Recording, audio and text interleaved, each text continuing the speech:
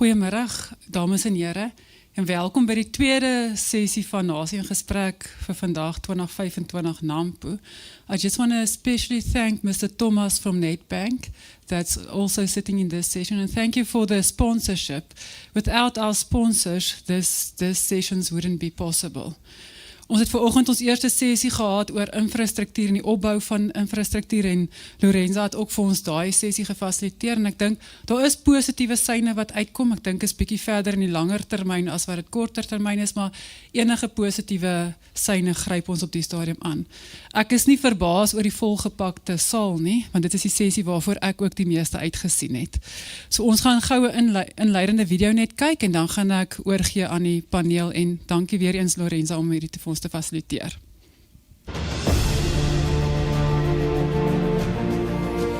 South Africa's agriculture stands at a critical crossroads where fertile lands meet shifting political and economic winds. Policy decisions, from land reform to trade agreements, shape not only the fate of farms, but the nation's food security, job creation, and global competitiveness. Today, a new generation of leadership is emerging in South African agriculture, forging a path that is both more inclusive and more attuned to local and global realities. We are sitting in a time in South Africa 2025 where agriculture here, agriculture globally is shifting. Food security is becoming a pressing issue. Biosecurity is becoming a pressing issue, and we are at the perfect time for this new generation of leaders. It's a great evolution. It's an opportunity to tackle today's problems with new thinking, with innovation, and new energy. The collaboration that we are seeing across the value chain is critical. No longer can we function as a seed industry alone or a grain industry alone or any part of agriculture for that matter. We have to come together, we have to work together, we have to put our minds together in partnership with government so that we could find our place in the sun. It is certainly time for South Africa.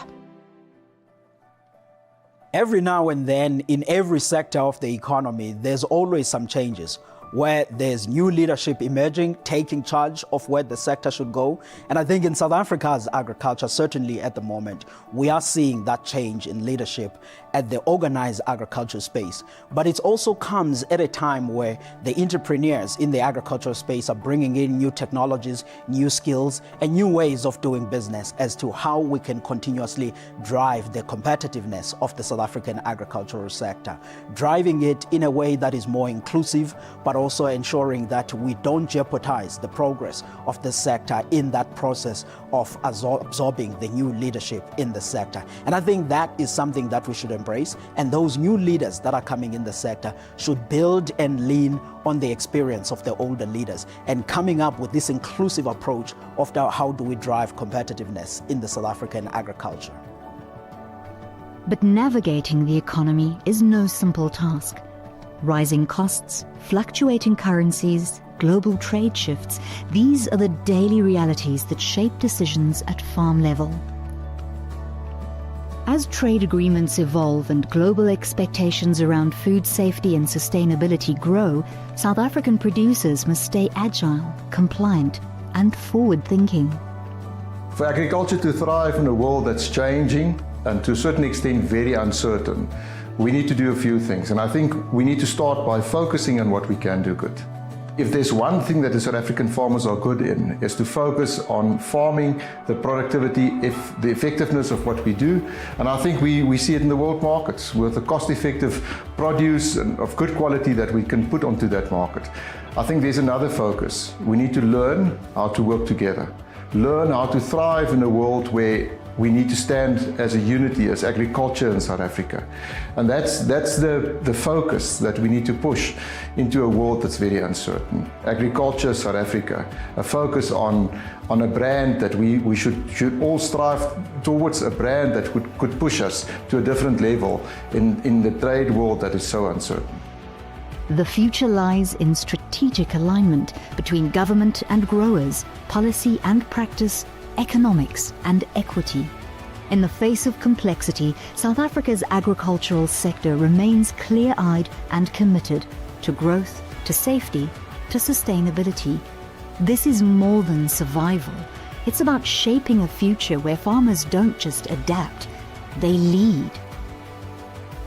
Welcome to the conversation. Let's chart the course forward together.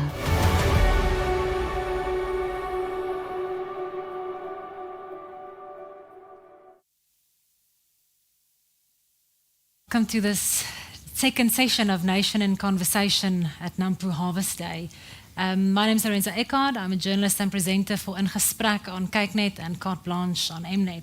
Now this afternoon we will be offering you some light entertainment with the topic of discussion being navigating South Africa's political and economic landscape in agriculture.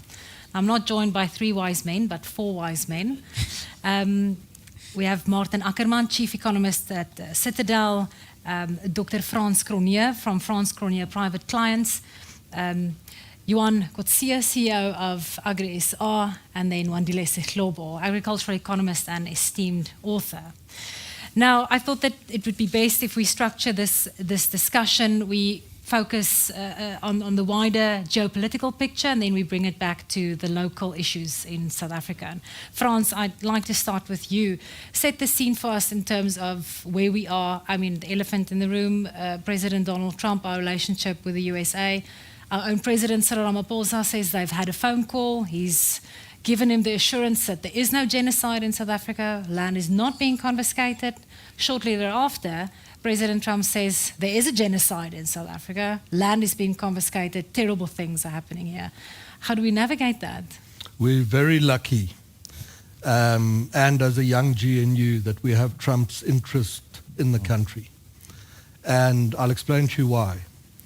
Our rate of economic growth at the moment sits at around 1%. And that's not enough to bring down our very high levels of unemployment.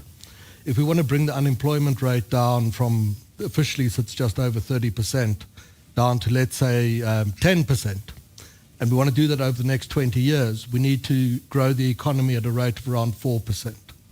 In order to do that, behind economic growth sits another number, which is fixed investment, the amount of fixed capital committed to the economy as a share of the size of the economy. Our fixed investment number sits at about 15% of GDP. To grow, that's consistent with a 1% economic growth rate. To get the growth rate up, the economic growth rate up to 4%, we need to raise the level of fixed investment to about 25%. So we need to, which is the average rate for emerging markets, the perfectly normal rate. We're abnormal that our rate is that low.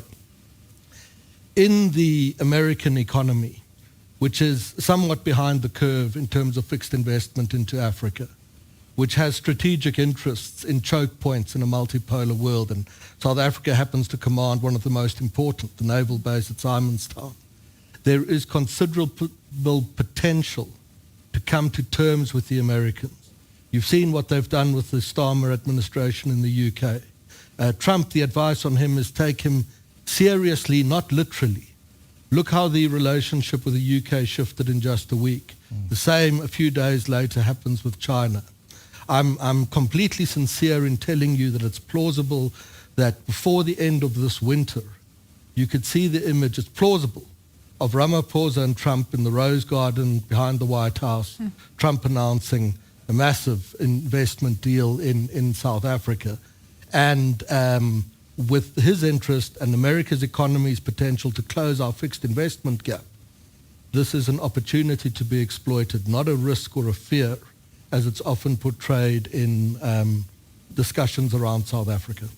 Martin, set the economic scene for us. And if we can just stay with Trump for a moment, he announced those Liberation Day tariffs, and he said that the word tariff is probably the most beautiful word in the dictionary. I mean, markets in turmoil. Now it seems that he's made a U-turn on various of those certain announcements. Where are we regarding that? Yeah, I think, Trump definitely in his first 100 days wanted to kick up more dust compared to 2016.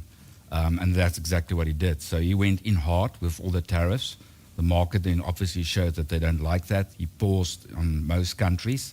But he's using that as a stick to actually get the result like he did now get with talking to China, talking to the UK. And I think his stance going forward will get softer because November 2026 is midterm elections. And already he's running out of political capital. So if he keeps very hard, the US will go into recession, and then he will lose a big part of his voter base. Having said all of that, you know, the tree's been shaken, so we can't expect the same outcome for the world economy, at least for the next 12 months. So I think we're in for a slowdown globally, quite significantly so. If you just look at the shipping from China to the States, that's down about 30%. So we are in for much lower growth in the US. You know, consensus for the US was around about 2%. It's probably going to be sub 1%. And that's got a ripple effect on the rest of the world. So definitely slower growth. But then just like we saw in COVID, the world find a new equilibrium. So for the next 2 to 3 years is already happening. We'll find different trading partners. There will be a new deal with the US. And wherever we lose out, South Africa and the rest of the world, we'll start trading with other countries. So if you look at emerging markets trading with each other in the 1980s, that was about 20% of their trade. Is now more than 50%. So that will fast track. So we're actually getting where the world trades more with each other and less with the US. So most countries around the world now, their biggest trading partner is the Chinese and not the US. And that's why I think, yes, there's still a lot of things that we need to sort out, but it's not an end game like the world thought on the 2nd of April that this is game over for us. The world will readjust to new equilibrium. So we do think global growth for the next 3 years, call it about 2.5% growth, which is about 1% lower compared to the Goldilocks years. But that's still enough for the world and for companies to operate and generate decent profits. And we'll get back to ESA, what that implies for us. Johan, you've also recently visited the States. What was the atmosphere like? How were you received? And what's the potential of us going there, our president going there next week and making a deal?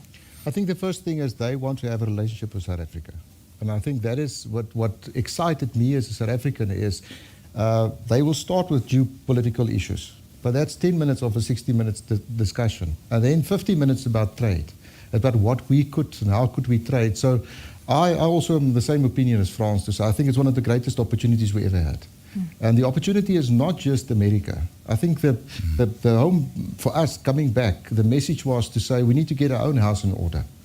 And this was actually just a wake-up call. And thank you to the Trump administration for what happened. So there's a lot of goodwill from our side that we can push into that space. And America is a strategic partner. It doesn't matter how we view it. What I took out of it as a farmer, for me that was something that was, and I never saw it from their side. The reason why they're so pro-agriculture is the socio-economic stability that we bring into a country.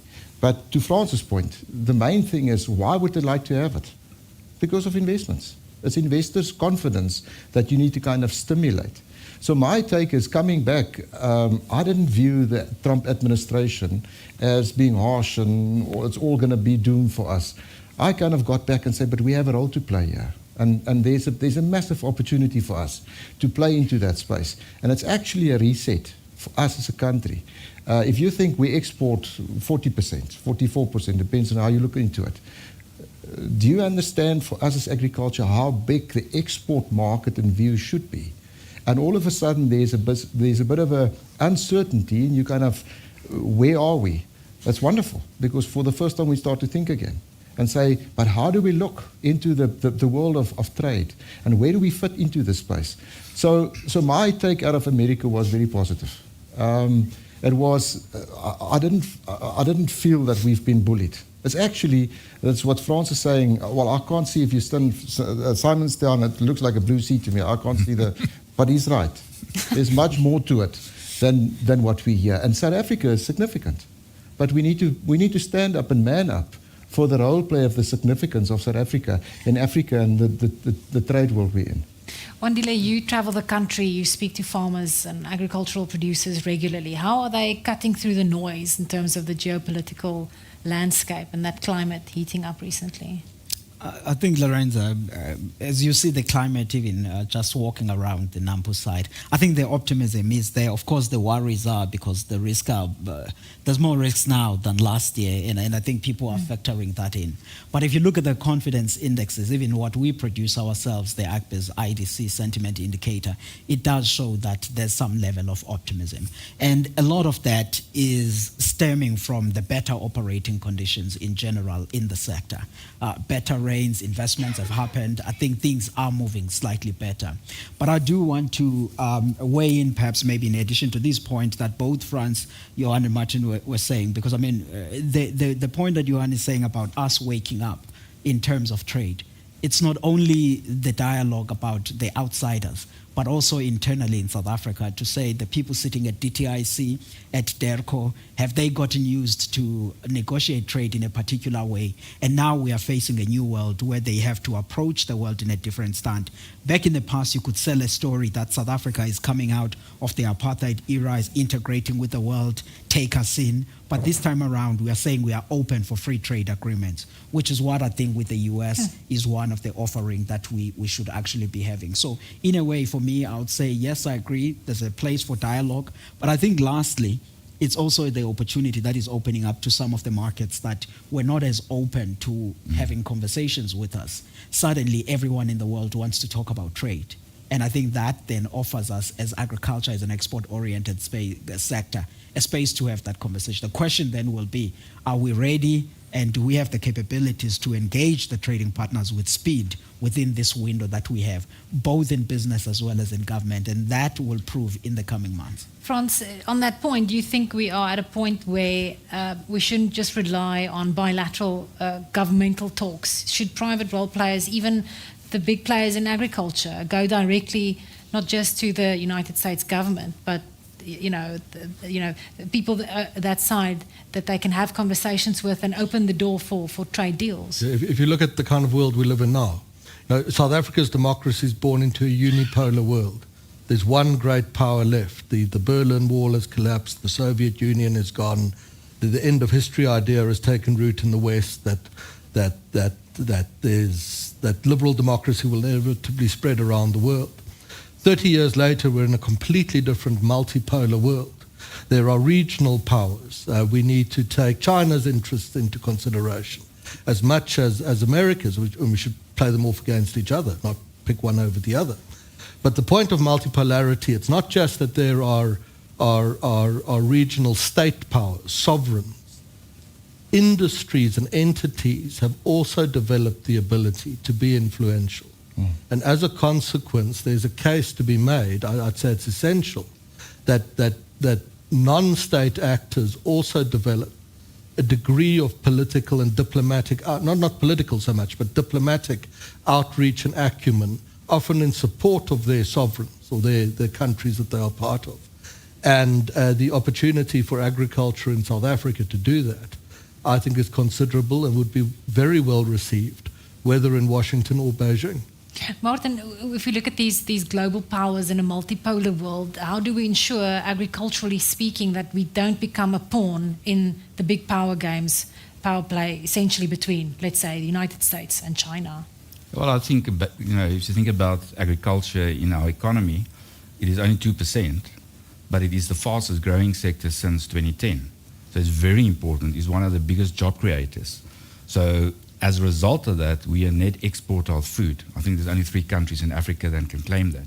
So we definitely have a major role to play in terms of offering those countries that net importers, the US is one of those, to actually say, well, how can we strike deals to actually benefit from exporting to you? So it's very different if your country is a net importer of food, because then you only got a certain amount that you can offer. So we need to use that as a advantage to actually say, well, we've got more than enough locally that we can offer, be competitive, and we can get back to all the logistical things that we need to sort out locally, so that if we open for business, we can get the stuff out through the ports to those destinations.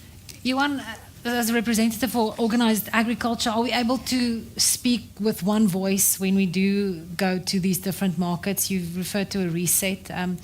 And how important is it that we speak with one voice? I think if we speak politically, it's going to be very difficult. But if you talk about business, yes, we do.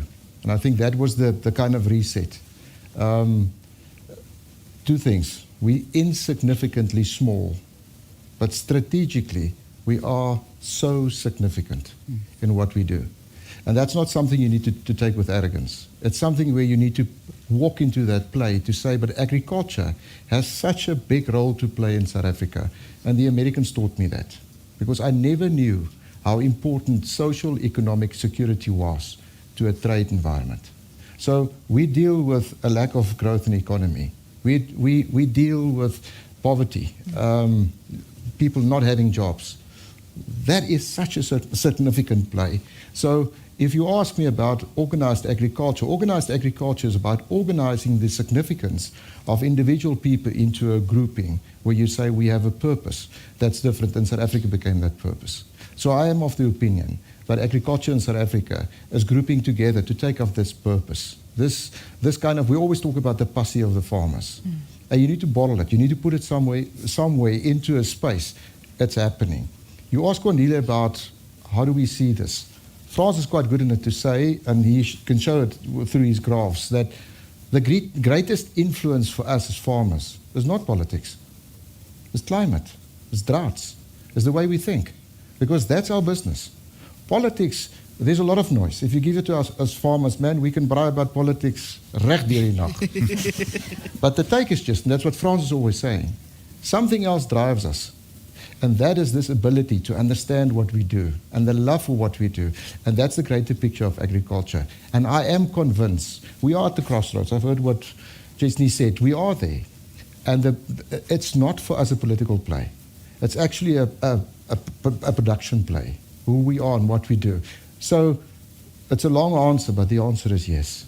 I think organized agriculture is standing at a point where Wandile also mentioned there's new leadership coming in, and you know what? There's no barriers, no silos.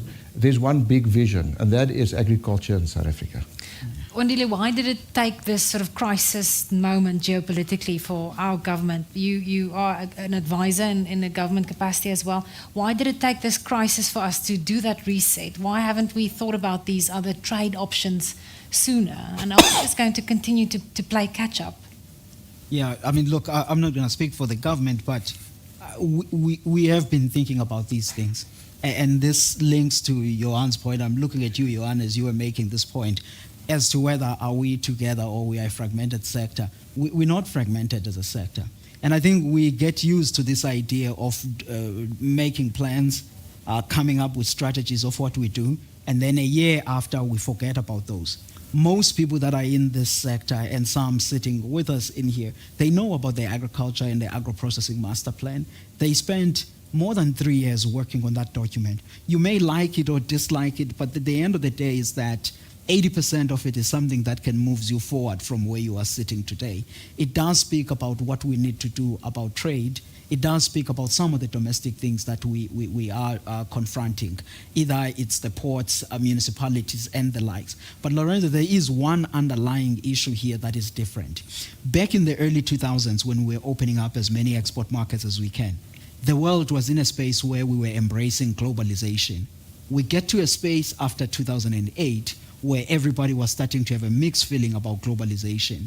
And in those early 2000s, we opened a lot of markets that we are enjoying now. We needed then to push and open up as many other export markets in an environment that was not all welcoming for those efforts. Right now, there is what Frans referred to as the reset, whereby people are open to new friendships, which is where I think then we must dust up what we have, see the points of commonality on trade, and then push ahead on that, which is where I think that the roadmap lies on. The key thing then is that do we have sufficient manpower to engage as many countries as they can, and then we move on that. And that will be clear really in the coming days, but I think we are. But Frans, isn't there a fundamental tension within the government of national unity with regard to who our friends internationally are, which markets we should approach, and how do we solve that conundrum? Yeah, look, initially there definitely will be, because if you think, kind of step back from it, for really the last 400 years here, whatever part of what is today the borders of the country you were in, were governed by one power with near executive control. There was never previously a moment when two groups had to agree with each other on what to do. And that only started 300 days ago. So give it a little bit of time to find each other. And the thing the two sides are going to have to find, if they find the right answer, is that these tensions between the one side or the other should not exist. You spoke earlier about how do we avoid being a pawn between the great powers. Sometimes it's not a bad thing to be a pawn between the great powers. There's a lot we can learn from India's foreign policy, which navigates very deftly the sort of great power, India itself becoming a power, great power plays. And put very simply, the correct position for South Africa's unity government would be to say to countries interested in South Africa, this is our national interest. This is what we need to do as a country. How can you help us to achieve that? And in exchange, what can we do to help you deal with your national interests? It's not to pick the one over the other. It's to, and it's not crudely to play them off against each other in some cynical game. It is to understand national interest, understand the interests of our trade partners, find that common ground, and to at the same time as building a new relationship with our friends in America, strengthen the relationship that we have with Beijing as one example. And when our unity government understands that, and it's not a question of which side to choose, but how you extract advantages from their tensions with each other, then we'll reach a point where South Africa's foreign policy can be used to accelerate the country's national interest and its economic recovery prospects. Martin, let's just stay with the Government of National Unity, the important election we had last year, no single party being given a majority.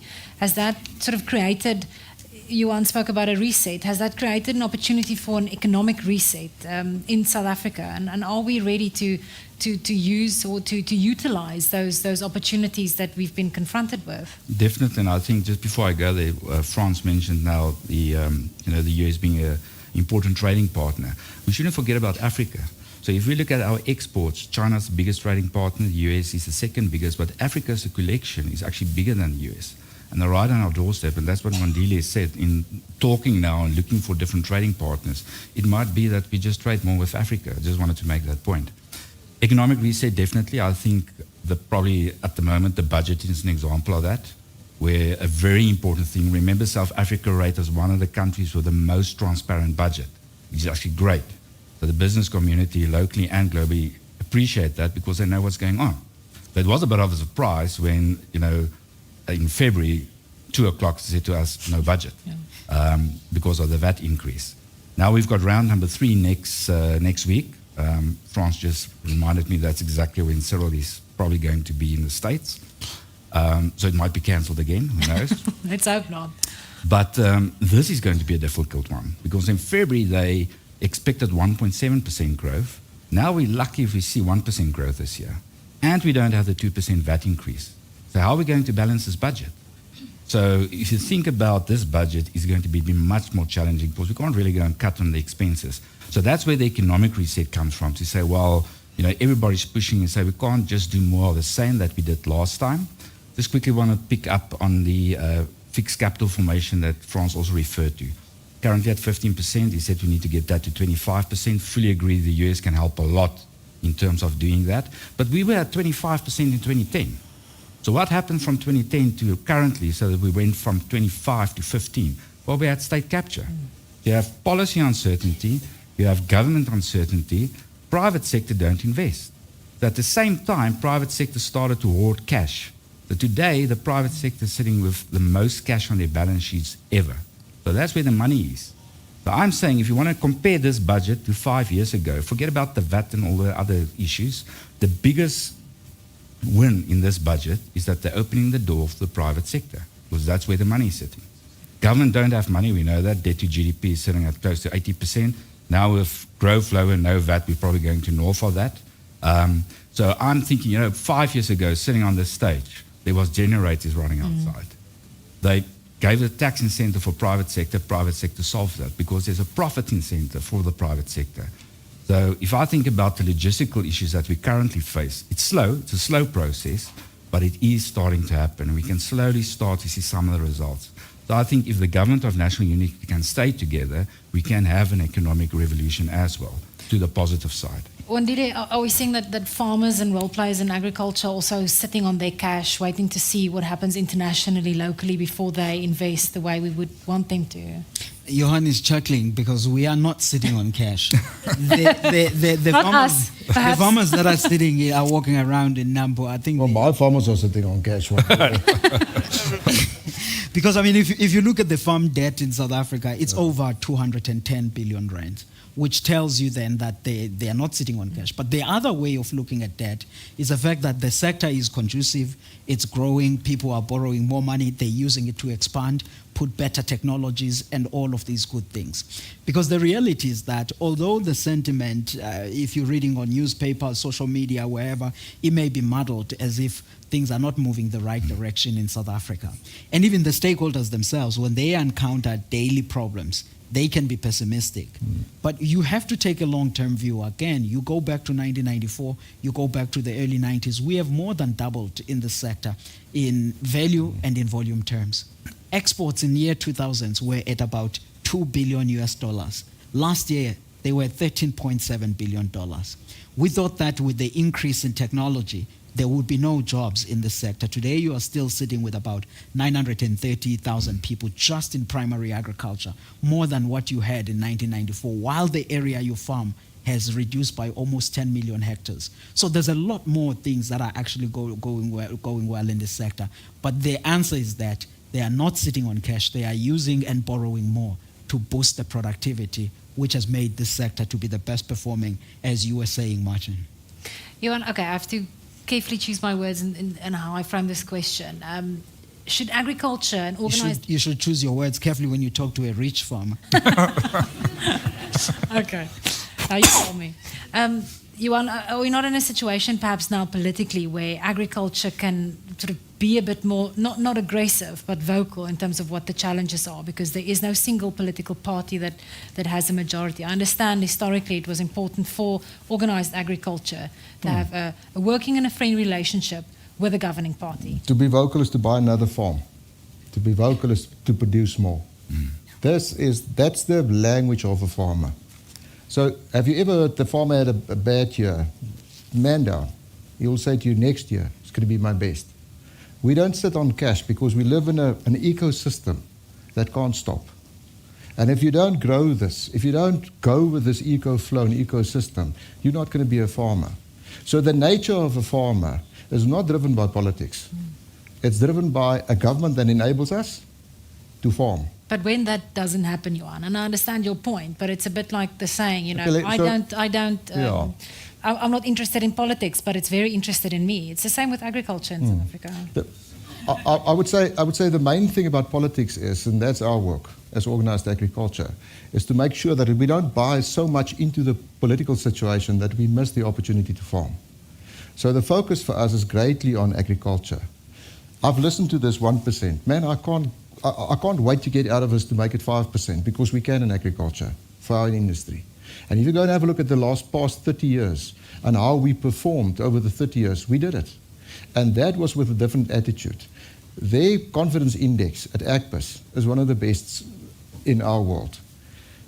23rd of January was a big blow for us with expropriation without compensation.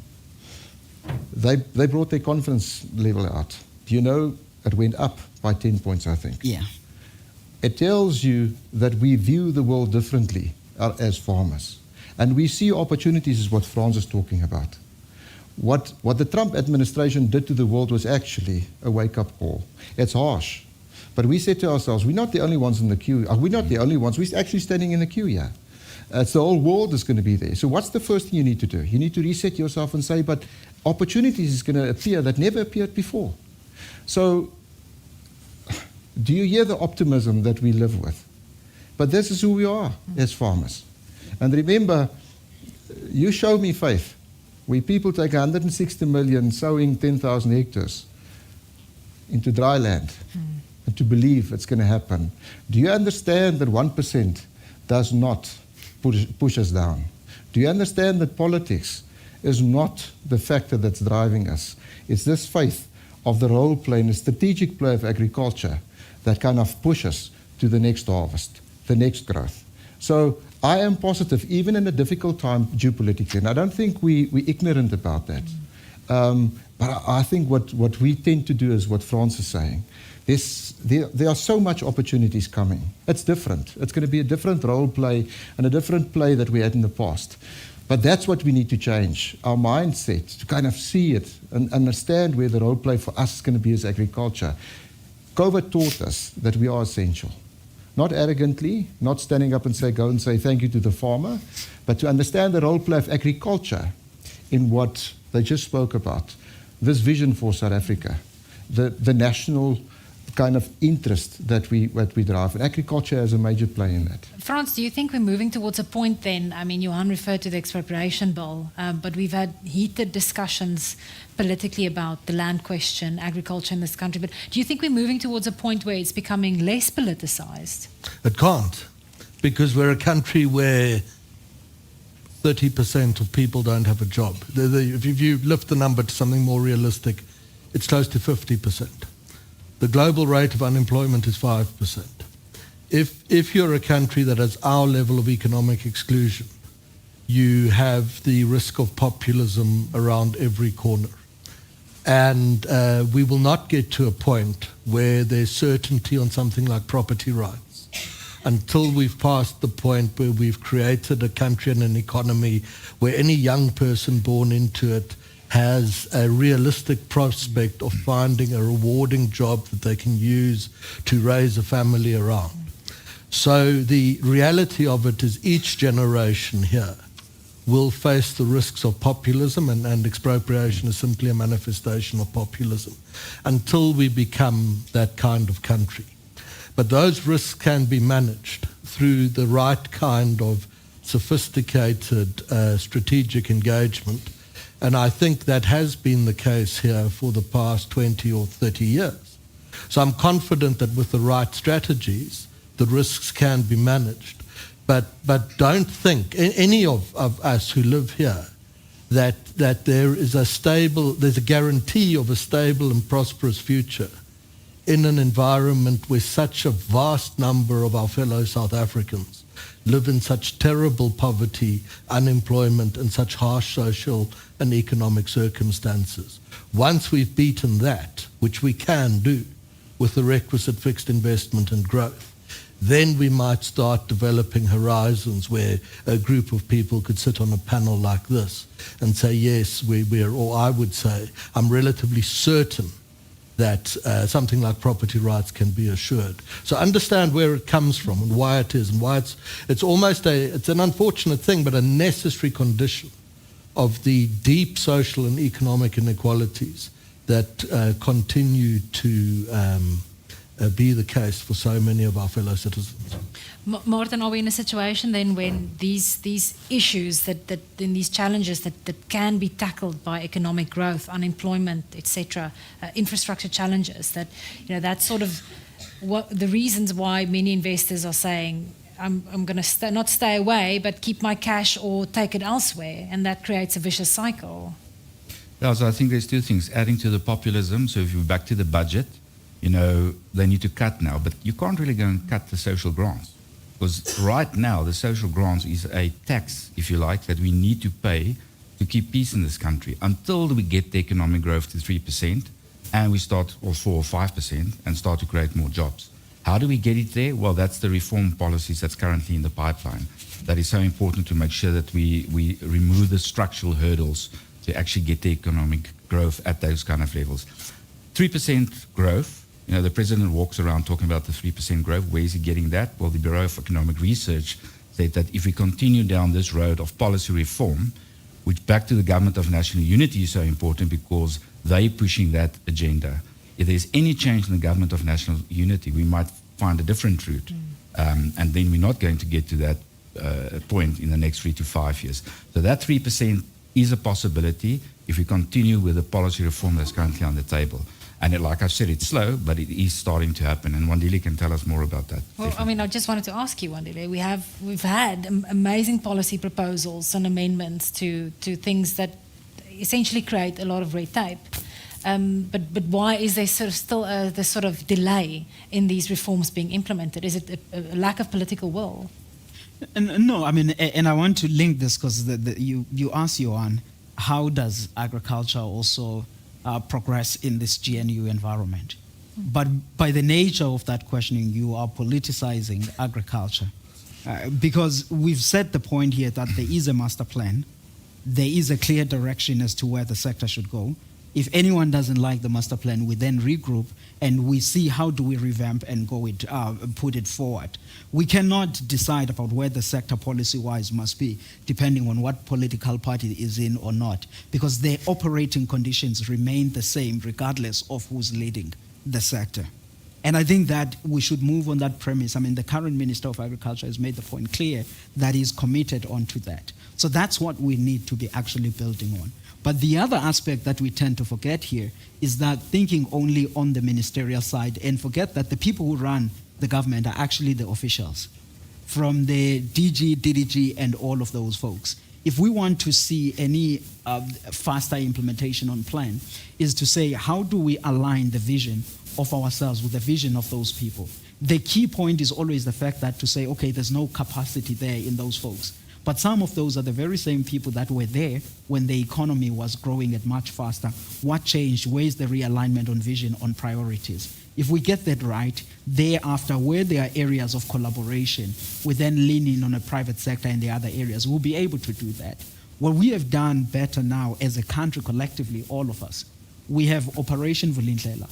Last week, the president launched Operation Vulindlela 2.0. Martin referred to the electricity reforms. If you look at some of the reforms that are coming on transport and the other areas, over time, those will pay off.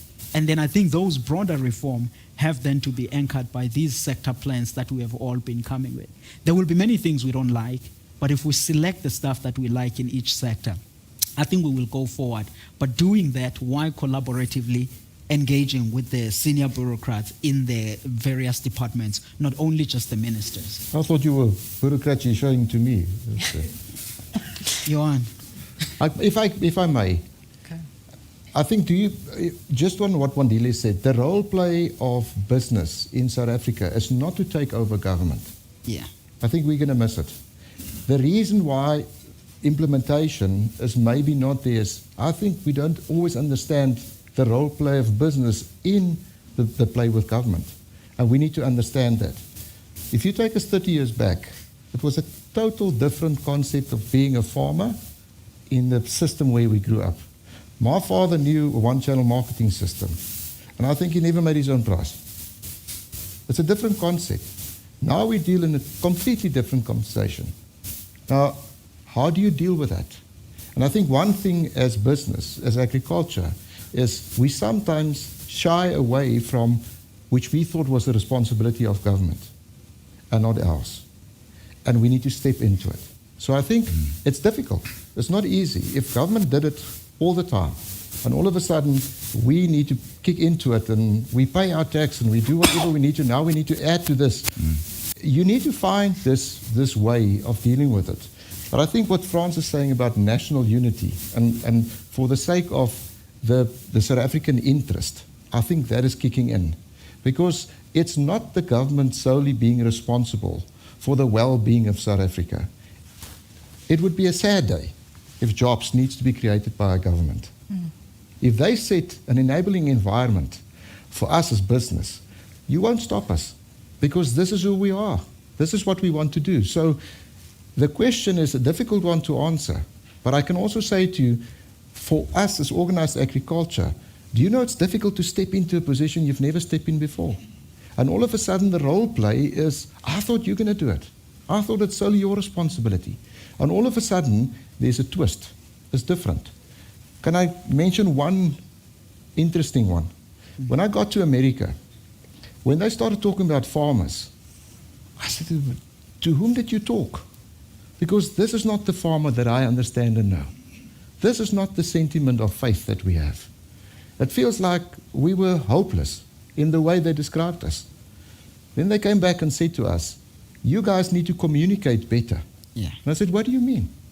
Do you know we only tell what we can't do? and what we foresee might happen.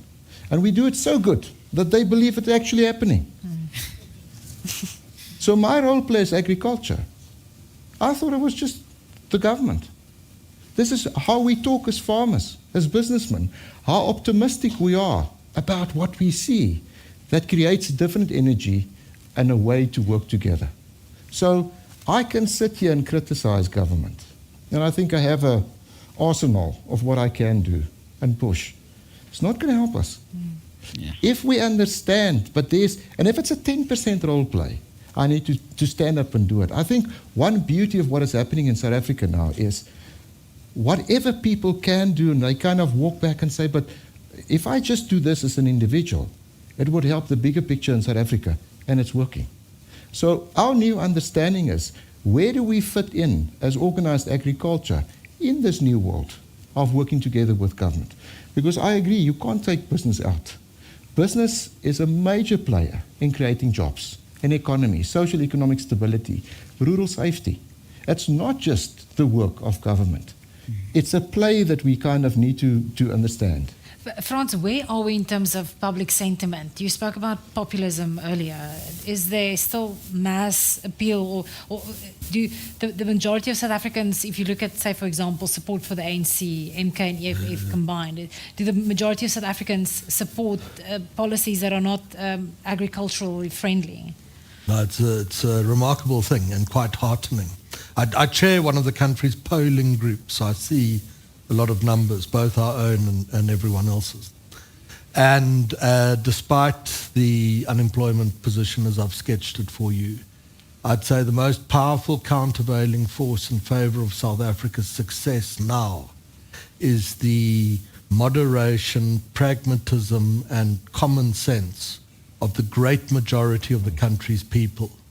The populist messaging that comes out of some political circles does not resonate with the opinion of people on the ground. So we've been talking expropriation. Let's go to ANC voters, just to narrow in on something.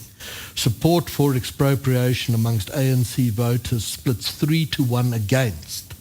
That means there are significantly more that say, no, it is not a good idea. We do not trust a governing administration to do that. Our aspiration is to accumulate wealth and assets over time, not to empower the state to take those away from us. Right before last year's election, we ran a tracking poll that polls every single day for a month before an election. And the ANC at one point was probably headed for 44, 45, maybe even 46% of the vote. It later came in at 40. And one of the reasons for that was a late move to push the idea of national health insurance very hard. And that went down very badly, not just with the established middle classes who have insurance, but the politicians sometimes forget about aspirations, that even people in poor circumstances aspire to something better, particularly people exposed to sometimes a very poor performance in the public health care system. And it's universal on any question of policy or of values. There's a comfortable 7 to 8 out of 10 South Africans who have sensible, common sense opinions and agree with each other across every line of race and history and politics and ideology and socio-economic status and age that you can think of about what needs to be done. And if you think of how is it possible that a country with our history, with our contemporary inequalities, as in the unemployment rate, can actually, when you walk the streets of the place, be as stable as it is. The reason is our greatest asset is the great well of common sense and decency amongst the great majority of our people. Now, don't be complacent about that. There's no guarantee that it holds together forever. But for the time being, we've got it. Also explains why we have a unity government, a chaotic government, but the alternatives would have been worse. And therefore don't be too taken by what you see on social media and the like. We're not a country fundamentally divided against itself. And this common well of decency, this values proposition that's common across the great majority of our people is the one thing that if we hang on to it properly and develop it, makes that we, in the fullness of time, quite realistically, can become a more successful society. Martin, in terms of your wish list, not just with regard to the budget, but perhaps also interest rates, the macro and micro picture regarding our economy, what do we need to happen this year, and what are low-hanging fruits that can really get the economy going, get that kind of economic growth that we've been talking to? And what is the role of agriculture in that? Yeah, so I think everyone's screaming for an interest rate cut. Our governor is kicking against it quite hard. Inflation is well contained. There's no growth. Consumers under pressure. We laid out of the blocks. So, to be honest, we can actually, there's room for more cuts. He's very concerned about what the US is now doing. They didn't cut last week. So the concern there is that if we cut too much, the rand gets under pressure. But I think my wish list for South Africa is that, I always tell our clients that everything that you read in the newspapers is the negative stuff. And we're fortunate, and that's part of our job to communicate that to them. We see the progress, like we said, in terms of some of the reforms. It is slow.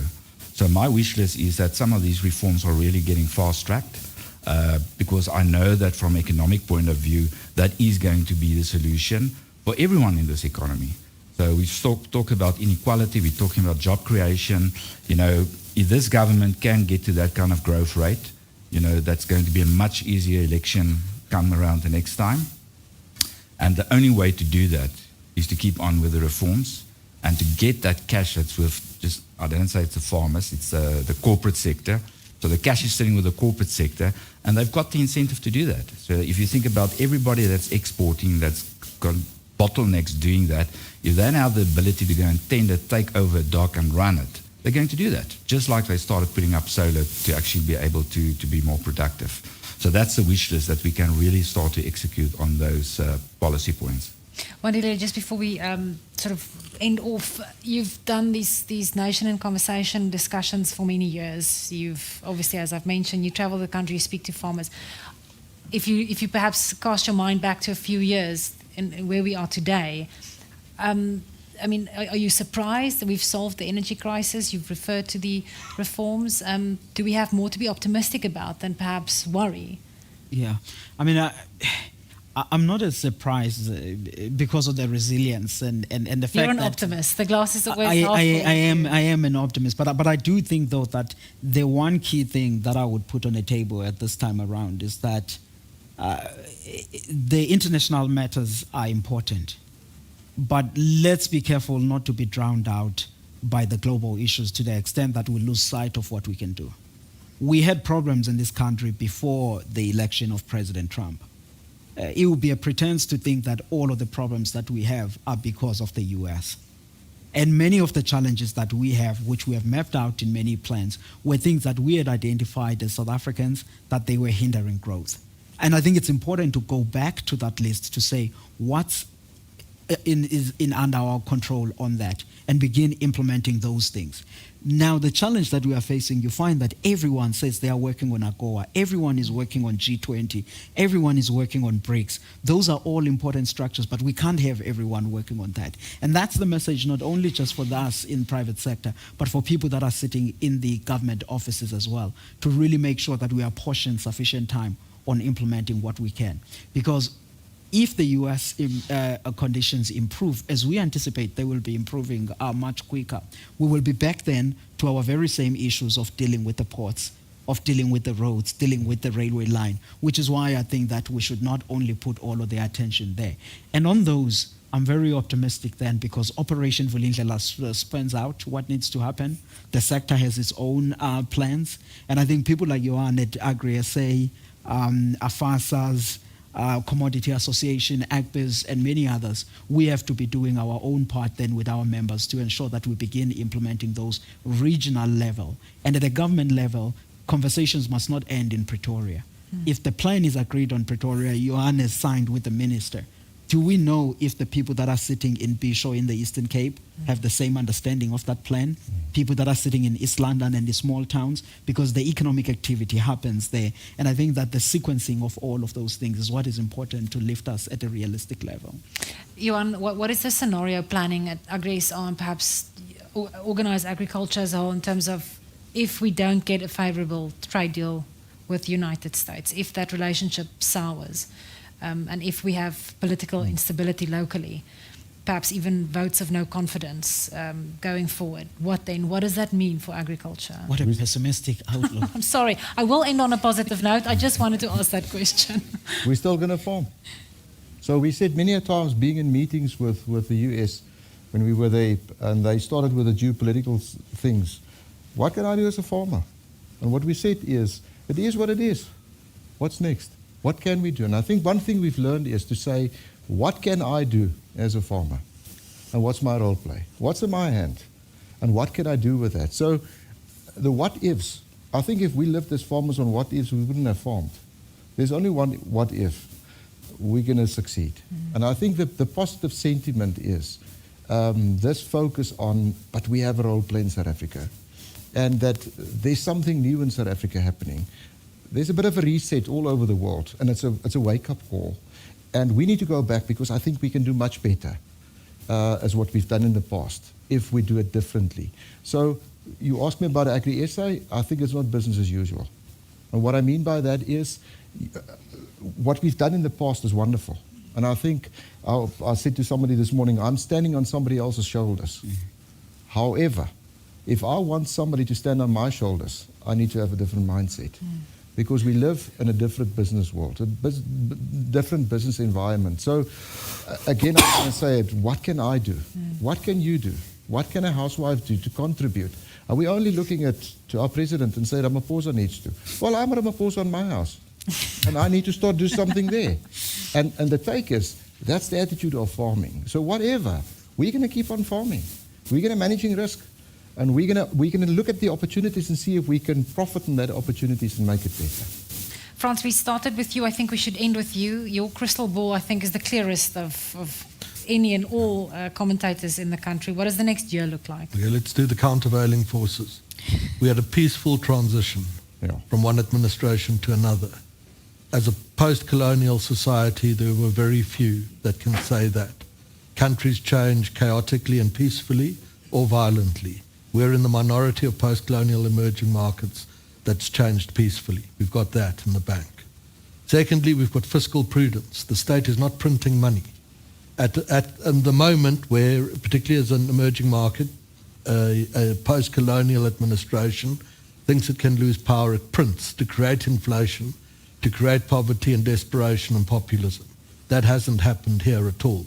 And in the face of very low growth rates, the Treasury and the Minister and his two deputies have tried very hard to keep a cap on the debt curve. So the democracy works. Fiscal prudence. The sentiment of people on the streets is, as I've said, our most important asset.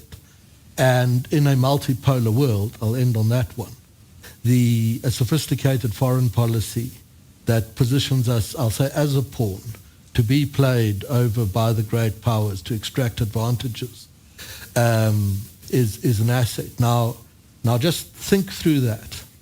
If these are the cards you've been dealt as a country, it is not very difficult to play them in a manner that sees you become more successful year after year after year. I could brief you on other societies, the civil war in the Sudan, if you want to be depressed. I don't have many countervailing forces for that. You don't want to be depressed. You don't want to be. Please end on a high note. We have been dealt a hand that, if we play it correctly, means that we have a strong and realistic prospect of becoming an increasingly prosperous society while remaining a fundamentally free and open one. Well, with that, Frans, Johan, Wandile, Martin, thank you so much. I know our audience members are burning with questions, so please don't be shy to raise your hand. Keep your questions short and concise, and we can get to as many as possible.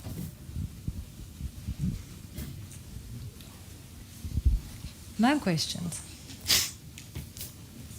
Can it be? Do we have a hand? Yes. Our plant in the audience. Thank you. My question goes to Johan. My name is Mpumelelo Mkhabela. I would like to know from Johan the agri sector in relation to the state. Do you feel that there are a lot of things which you as private sector are taking over, which should be functions which should be performed by the state? Do you have that feeling? Are you talking about South Africa or the United States? Yeah, no, here. Or even in foreign policy for that matter. It depends on where you come from. So if you take me back 94, I would say to you, I'm paying tax and I've put so much into this whole system and they actually should have performed it. If I look at the new world, the business world we're in, and how it changed, I don't think the question is valid in the sense of, but it's not my work. So if I'm a cattle farmer, and food and mouth is a big thing, and you sit and wait for a government to help you, it doesn't matter where you came from, which dispensation you were, I think you missed the opportunity. So the new world is going to be driven out of what can create jobs, the business. And how do you then do it? You coexist. You pick up that baton and say, but I'll run it. There's no clear answer to this. I just said to you, it's so difficult for us to find this new way of working because what's their work and what's my work? What I do know is I can't sit there to the detriment of farmers to say, well, actually, it's not my work to be done. And that role play is going to play itself out. So, roads. Who's going to pay me as a farmer if I intervene? I can tell you what the damage is going to be. So you know what you do. You fix, and then afterwards, you go negotiate. That's the new world. That's how the new world's going to look like. So I think it's more an attitude of saying, but there's a greater vision in South Africa. And Frans mentioned something earlier, that it's not about saying no, and I'm against. It's about saying it's not good for South Africa. Can we afford this as a country? And then your mindset is different, where you push in and say, but that actually is my responsibility. I'll pick it up. I'll venture into it. So it's a difficult one. I don't think we're going to have a law book. I could remember in America, one of the big companies, American companies investing in South Africa said, tear up all your books, all your textbooks, because there's no textbook that will help you to understand what the Trump administration is going to do next. I don't think himself knows what's going to happen. So how do I formulate that? And to a certain extent, that's actually an opportunity to push into. So I don't think it's a textbook answer that we know 50% is yours and 50% mine and maybe 80-20. I think it's more a collective to say, how do we solve the issue? How do we tackle the new opportunity and where do we fit into this role play? Any other questions? Yes.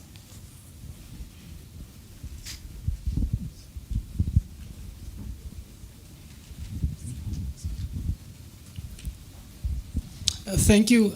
There was mention made about this new policy framework that they're trying to get off the ground. But it seems like the ANC government is still trying to push their own policy on, although they're not the majority government. And it seems like if you don't take the ANC to court, then some of the other policies are not going to be implemented. Can you make mention of some of these policies that you think is going to be a positive for South Africa going forward? And then what needs to happen, I mean, to get that off the ground? I think this one's for you, Wandile. Yeah, Wandile, that. The Wandile is better with the Everyone's going to pass it on to you. No, why are you putting this to me? I mean, look, again, Stephen, the point here that I'm trying to get at is that we ourselves tend to label stuff. The Operation Vulindlela was not done by the ANC. ANC is a political party. It was done by the Treasury. And the Treasury did Operation Vulindlela having consulted private sector. Across yourself sits Theo Boshoff from ACBIS. When we did the master plan, it was a core-written process. We have this idea of thinking these are government plans. These are not government plans. Johan and the folks at Agri-SA, our colleagues at Sanvas, we were all participating on writing these. These are co-created government documents which are separate from the political party stuff. And there is a clear distinction. I mean, go read what the ANC has on its website, and unfortunately they lost a lot of their documents. Did you say fortunately or unfortunately? Unfortunately, they lost a lot of their documents. They didn't pay for their website fund, and then it was shut down. So if you look at the new website and you read their policies, they're way different than that. This is all Stephen to say. This is a Treasury as well as the Department of Agriculture, and anyone we should work on that. And they are co-created with business. They are not just done and brought into business for consultations. I think there was another hand. Thank you. Do I press? Yeah, am I audible? Okay. My question goes to you, Mr. Wandile Sihlobo, as well, and it is in line with what the gentleman just asked. Good day. My name is Tapelo Maiketa. I'm a small-scale farmer, I would say.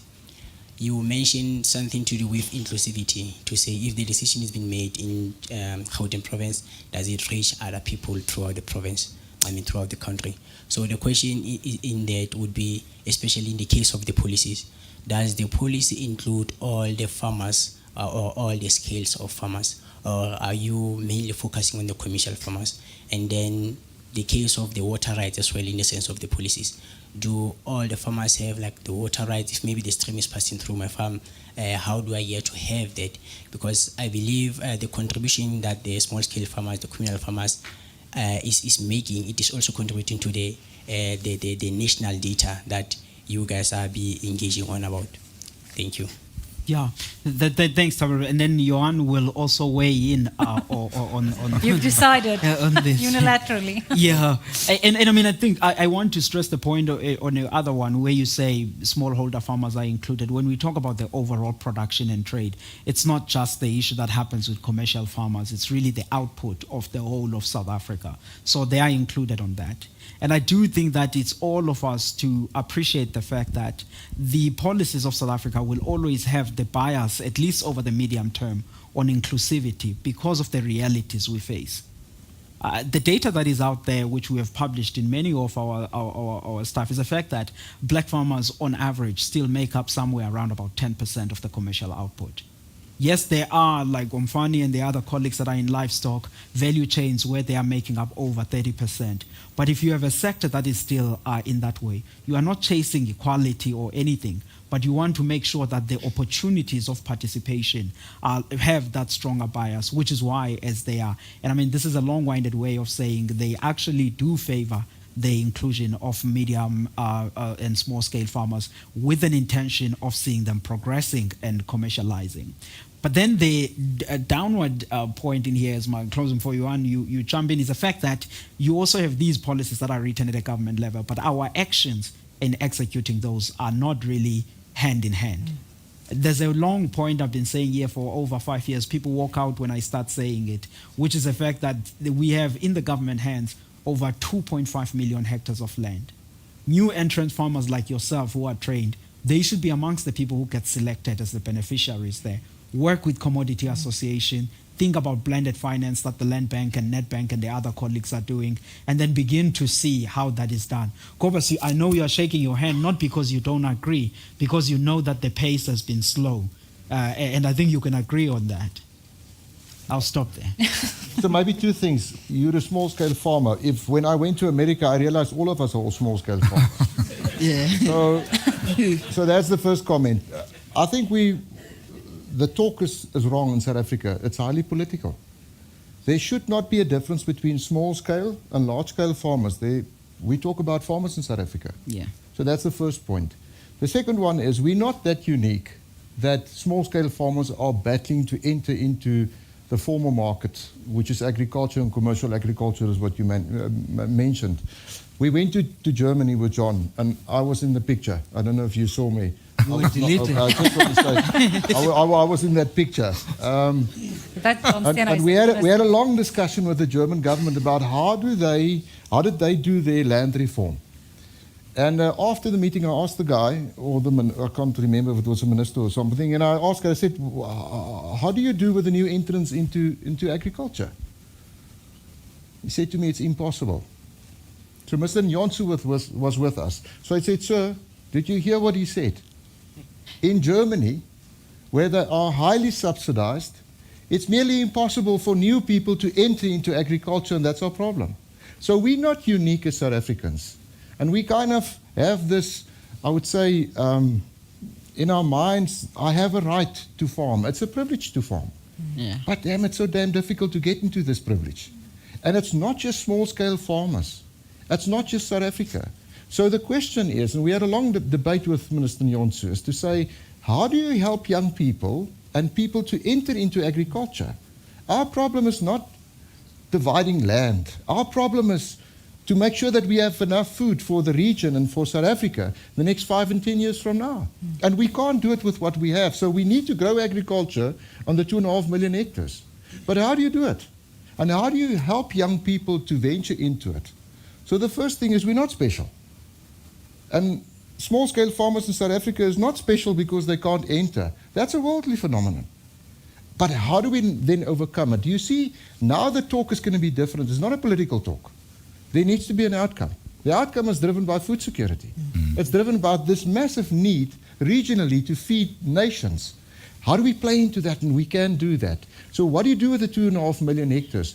You don't just dish it out because it's not going to work. You're going to be a failure. Not because you are a failure, but because of the risk we deal with in agriculture. Now, how do you play into that? So when you say we're not special, we don't define between small and large. We define agriculture, of which small plays a major role. How do you then deal with that? And now the talk and the solutions are different than being driven by the ANC's policy.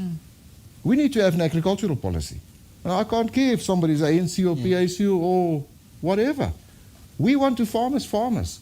And that should enable us to help you to enter into a new market, which is not easy. It's difficult. Johan, but I think you would agree that there has to be a bias. South Africa's history forces us to say, the black farmers, what should we do to see the demographic improvement on that end? And I think the starting point could be there. And I think on the statistics, you are right in a sense that, I don't think people think about this. In the 42,000 farmers that are paying tax, about 47% of those people have a turnover that is around 2 million. The people that you actually have a turnover that is over 20 million, it's actually very small percentage of that. It's less than 20% of that. Therefore, we do need to think about the financing of enhancing that, because that is going to remain an issue. Because if you don't deal with the entrance of those young black farmers into the sector, you have a political economy problem that you are just delaying and kicking down the can around. But the state has a role to play. The state has a role to play, but France has even ideas about financing, about how to do that in that very same issue. Wandile agreed with me earlier that this will become the policy of the government that he advises. So we have this on the record. It was a consensus, not a deal. So I've been waiting years for this opportunity. The success of white commercial agriculture was largely a consequence of access to cheap capital. And if you want black commercial agriculture to succeed, you're not going to achieve that in the absence of cheap access to capital. So, you do this. If you are a black commercial producer with a business plan that works, you can borrow either from the land bank or from any commercial bank that opts in, and in that case underwritten by the state, at a significant discount to the commercial rate. Let's say you could borrow at 1% or 2%, not what you're likely being offered. If you're a white commercial producer, you've had your chance to succeed. You borrow at the commercial rate, which is what you're doing in any case. It doesn't disadvantage you in any way. But the opportunity in this is that if you are a partnership, and it's requisite on your business plan working, this isn't a free lunch, you can borrow at something in between.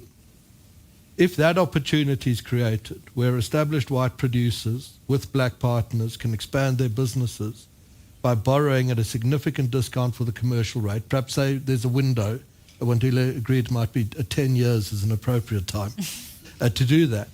What I reckon will happen is that within a few short years, the complexion of commercial farming in South Africa will change completely. And that walking around here, we're at Nampo, it's extraordinary what you see. These machines are like spacecraft that we farm with. But the commercial farmers walking around here are almost exclusively white. If you pursue this policy, if this is a national priority, you can argue it's controversial, it's difficult, all of that, but it will work. And it will work that when you're here in 2 or 3 or 4 or 5 years' time, the people walking around here will not be, in the main, exclusively white commercial producers. And I think if you want a practical solution to this issue, in as far as one is necessary, this is the way to do it. And if we pursue this, we will solve this, and we'll solve it in the next 5 years.